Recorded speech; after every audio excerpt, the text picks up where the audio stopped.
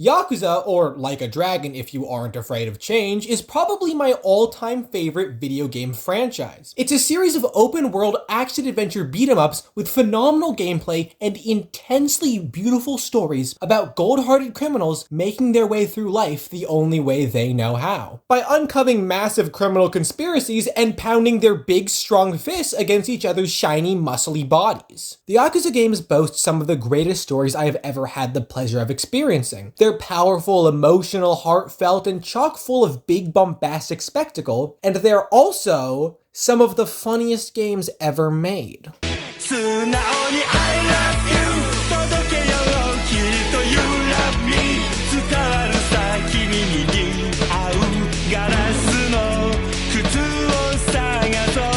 The franchise is infamous for its incessant need to portray its own serious and heartfelt tone with ridiculous slapstick, absurd humor, goofy characters, and most famously, a long list of incredible side content. We've got bowling, baseball, fishing, trivia, a dating sim, homeless Pac-Man, slot cars, karaoke, a million other things, and perhaps most impressively, a long list of great arcade games. The arcades have been a staple of the Yakuza franchise ever since the second game, and each one of them contains multiple, or less, arcade games at no additional cost, and I figured it'd be fun to rank them all. I mean, what else am I gonna do this week? Go outside?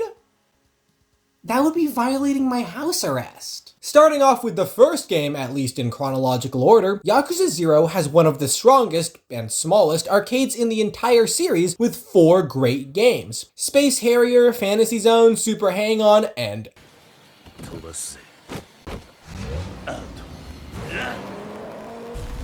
it's not really the most diverse lineup with 2 shooters and 2 racing games, but all of the titles here are a lot of fun and each brings something unique to the lineup. Space Harrier is an on-rails shooter played from a third-person perspective. It has what were probably jaw-dropping graphics at the time of its release, and it almost feels like a modern-day third-person shooter, and it's easily my favorite game in Yakuza 0's arcade. Fantasy Zone is a very unorthodox 2D shoot-'em-up with an equally unusual art style. It's not my favorite game in the roster, but it is a great representation of its genre, and a valuable part of any arcade. Super Hang-On is one of those arcade racing simulators where you control the game with a plastic motorcycle, and Outrun is basically the exact same thing with a steering wheel. Both games see the player racing down long stretches of road at high speeds and alternating rapidly between moving just fast enough to beat the time limit and just slow enough to not crash and die. They are very similar titles, especially when you replace their unique control schemes with a normal PS4 controller. So let's just say I like Outrun more, but I'm better at Super Hang-On, and I genuinely wouldn't notice if either one of them was removed from the game. All of Yakuza 0's arcade games are a lot of fun, and they do a great job of showing off Sega's arcade legacy, and I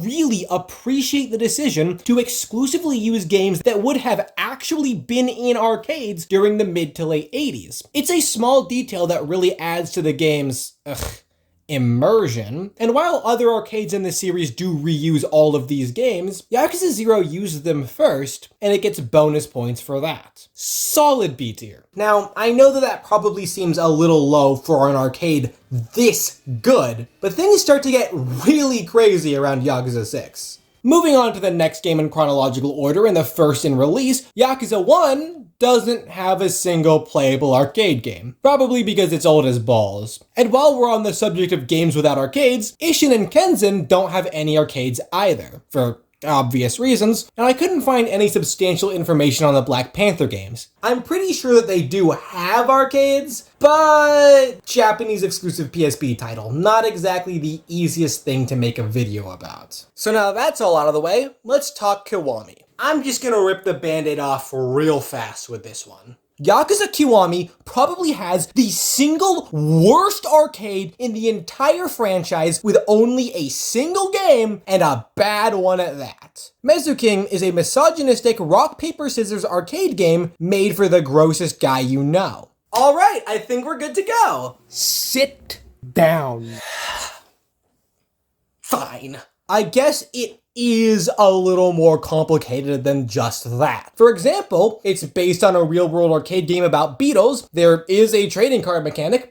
Technically, I think it's supposed to be funny, but honestly, you couldn't pay me to care. The game as a whole is very uncomfortable, and I hate interacting with it in any capacity, and it certainly doesn't help that it's barely a game at all. It's rock, paper, scissors against a computer. Not really a lot you can do to make that fun or interesting, and every round kind of ends up feeling the same. It is a bad game, and I hate it. And I also hate that it's the only arcade game we got in Kiwami. Look, I get that this is a remake of Yakuza 1, and that game didn't even have playable arcade games, but if this was really a decision made out of a wish to accurately remake the original game, why did they add MushiKing? There really is just no excuse. This game came out almost a year after Yakuza 0. It's built on the same engine, and it reuses a lot of the same map and assets. They could have done better, and they should have done better, even if it meant porting over Yakuza 0's arcade with no meaningful differences. F tier. I don't care. Yakuza 2 is the second game in the series. No shit, really? And it's the first to include any playable arcade games. Okay, yeah, I guess that is kind of cool. Due to the extreme limitations of the PS2, and also still being very early on in the series' history, Yakuza 2 only has a single arcade game. YF6 is a 3D sword-fighting game played from a first-person perspective. It's a very simple game in terms of both its visuals and its gameplay, with a combat loop primarily made up of blocking until you can attack, and attacking until you need to block. But if old school arcade games are good at anything, it's producing fun and engaging games with near infinite replayability despite what would now be considered simple gameplay and graphics, and YF6 manages to perfectly recapture the magic of some of the best games real-life arcades had to offer. It's also, as far as I can tell, a completely original game developed specifically for Yakuza 2, meaning you can't play it anywhere else. And that is really cool. And speaking of really cool,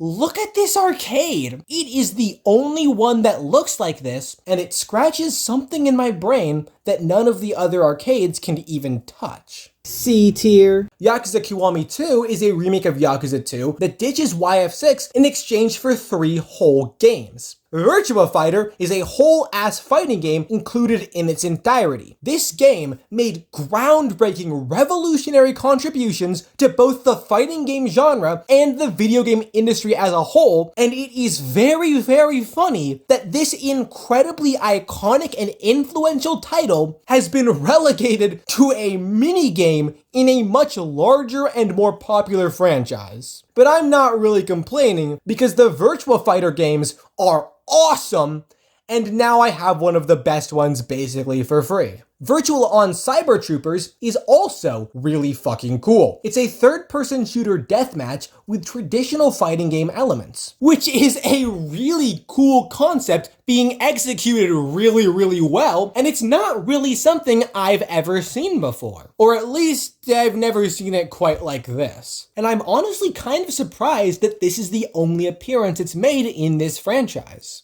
Still holding out hope for Yakuza 9. Oh, and, toilets, is this.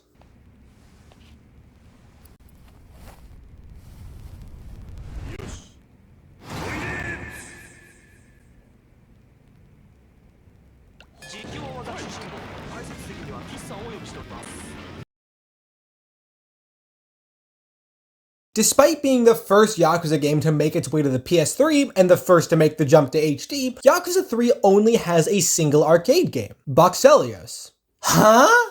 Boxelios is yet another Yakuza original arcade game, and much like YF6, it's a really fucking cool one. And genuinely beautiful. I mean, just look at that water. Yakuza 3 is the series' first ever HD title, and the devs really want you to know. Boxelios is another 2D shoot-'em-up with a little twist, the 30-second time limit. The game features a series of short, easy levels, and the player needs to fight through as many of them as possible before the time limit runs out. It's a fun twist on a great genre, and it's definitely the type of game that will keep you coming back for more. I just wish that the arcade as a whole had more for you to come back to. We can put it in C tier, right next to Yakuza 2. Well, actually, yeah, that's better. Despite receiving a massive increase in both its size and scope, with more locations, more activities, expanded movesets, and 3 additional playable characters, it's called Yakuza 4 because there are 4 playable characters. And this one is called Yakuza 0 because,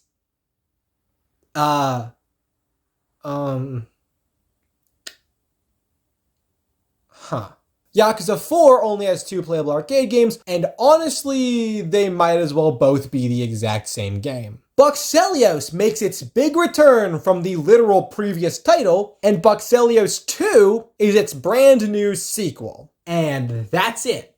That's all you get. Now, I do like Buxelios, but I'm really not a fan of reusing the same arcade layout across multiple entries, and while I don't really have a problem reusing individual games across multiple titles, when the only games your arcade has to offer is a returning title and its sequel, it starts to feel like your arcade doesn't really have much of a reason to exist at all. Of course, I'm not going to pretend that Buxelios 2 isn't a good game or that it doesn't meaningfully differentiate itself from its predecessor, but I'd honestly rather have Buxelios 2 and literally any other arcade game instead of 2 games from the exact same series, especially when we just got one of them in the previous game. So, due to Yakuza 4's small roster of arcade games, the decision to reuse a game from the previous title, and the lack of diversity in the lineup, Yakuza 4 lands itself squarely in C tier. I mean, it still introduced a brand new game and reused a game that I already like. I'm not gonna put it in D tier. Yakuza Dead Souls has Buxelios and an enhanced version of Buxelios 2 and no new additions. Yakuza 5 is, in my opinion, the game where the Yakuza arcades really started to become something special. Virtua Fighter 2 makes its first appearance in the Yakuza franchise, and we already know how I feel about Virtua Fighter. Gurenhain is this really sick, high-concept 3D shoot-'em-up that almost feels like a tower defense game, but with only one type of tower. I don't really get it, but I also don't really care, because it's fun to play, and it looks like this, and truly, what else do you need? Print Club is a minigame based on photo booths. It's kind of silly, but not really my thing, and I wouldn't really consider it an actual game. And I definitely wasn't impressed when it returned in Kiwami, but none of that even matters because Yakuza 5 has fucking Taiko! Let's fucking go! What the fuck is a complex rhythm game? I love Taiko no Tatsujin. It is my favorite rhythm game franchise. I've put dozens of hours into it. I own a Taiko drum and a Taiko plush. I talk about it every chance I get, and I was very excited to see it make an appearance in Yakuza 5. I mean, how and why did they make this happen? I mean, Sega doesn't even own this game. The Yakuza version only has 3 songs, and none of them really speak to me, which is a little disappointing, but I'm honestly just happy to have a crossover between 2 of my favorite franchises, and I definitely spent a lot of time in Yakuza 5's arcades because of it. Easy S tier. Dude, there are only 3 games. Ugh. Fine. Whatever. Yakuza 6 has one of the largest arcade libraries in the franchise, but it's also one of the most derivative. The game reuses Space Harrier, Fantasy Zone, Super Hang-On, and Outrun from Yakuza 0, with the only new additions being Virtua Fighter 5 and Puyo Puyo. But if nothing else, it's at least really starting to feel like a real arcade. Yakuza 6 has a downright incredible lineup, and it's easily the biggest we've seen so far, but it is kind of undercut by the heavy reliance on reused content. That being said, Virtua Fighter 5 and Puyo Puyo are both incredible additions. Virtua Fighter 5 is obviously a part of the same series as Virtua Fighter 2, but it comes chock full of new stages, new characters, new moves, new mechanics, and basically everything else you would expect from a new entry in a fighting game franchise. It's a much bigger, shinier, and better looking version of one of the greatest games ever made, and much like with Virtua Fighter 2, it's kind of crazy that they made this game a side mode in another franchise. And Puyo Puyo, the greatest fucking game ever made, is a downright incredible puzzle game, a phenomenal addition, and the subject of a completely different video that honestly isn't doing too hot. And it's honestly kind of shocking that it hasn't made more appearances, especially when it and Virtua Fighter 5 could probably each carry an entire game's arcade all on their own. Yakuza 6's arcade is undeniably one of the best in the series, but its high percentage of reused content just barely keep it out of S tier. Judgement is the only game in the franchise that I don't have access to in some capacity, so that's fun. Space Harrier, Fantasy Zone, Virtua Fighter 5, and Puyo Puyo all make a comeback. I love Puyo Puyo so fucking much. And while I could continue complaining about reused content, it honestly isn't that big of a deal to me. Especially when we have almost as many new games as we have returning titles. Kamuro of the Dead is a spoof on Sega's own House of the Dead franchise, and it's a really unique and fun addition, even without the light gun. Motor Raid is this sick as hell, violent motorcycle racing game that manages to carve its own niche now that the other racing games have been removed or relocated. And Fighting Vipers is another fighting game. But every fighting game, even entries in the same franchise, come with their own unique mechanics and infinite levels of complexities, and I don't think I need to point out that this isn't just a new entry, it's a completely different franchise. And kind of a cool one at that. I played Fighting Vipers for the first time ever during the making of this video, and honestly, I think I'm in love. Judgement has a great arcade with a large list of new and returning games, and they all come together to make a truly stunning roster with absolutely no misses or redundant titles, even if a lot of people aren't going to care about both fighting games. And it is our first actual S tier. On the complete opposite end of the spectrum, let's talk about Yakuza Like a Dragon. Much like Yakuza Dead Souls, Yakuza Like a Dragon has no new arcade games. But unlike Dead Souls, Yakuza Like a Dragon has more than 2 fucking games. In fact, it has 6. The lineup is largely identical to Yakuza 6, with Space Harrier, Fantasy Zone, Super Hang-On, Outrun, and Virtua Fighter 5, with Virtua Fighter 2 replacing Puyo Puyo.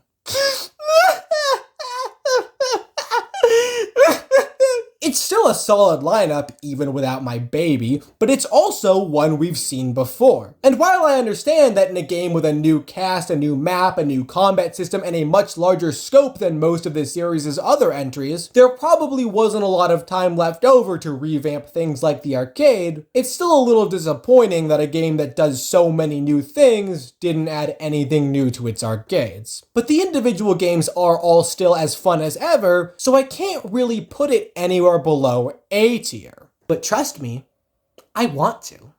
Lost Judgment's arcade also brings back a long list of fan-favorite games. Space Harrier, Fantasy Zone, Super Hang-On, Fighting Vipers, Motor Raid, and Virtua Fighter 5 all make a return, which gives us a very solid foundation of 6 returning games. I know I came down pretty hard on Yakuza 4, 6, and Like a Dragon because of their over-reliance on returning titles, but I honestly don't mind reused content all that much as long as the lineup is diverse and entertaining, which it almost always is, and there is a reasonable amount of strong new additions. And Lost Judgment did alright, I guess. Hama of the Dead is kind of a sequel to Kamuro of the Dead, with new maps, new levels, and new people complaining about it on Reddit. And Sonic the Fighters is the Sonic fighting game. It either sucks ass or plays beautifully depending on who you ask, but either way, I think we can all agree that it's at the very least a little funny. And that's all we've got.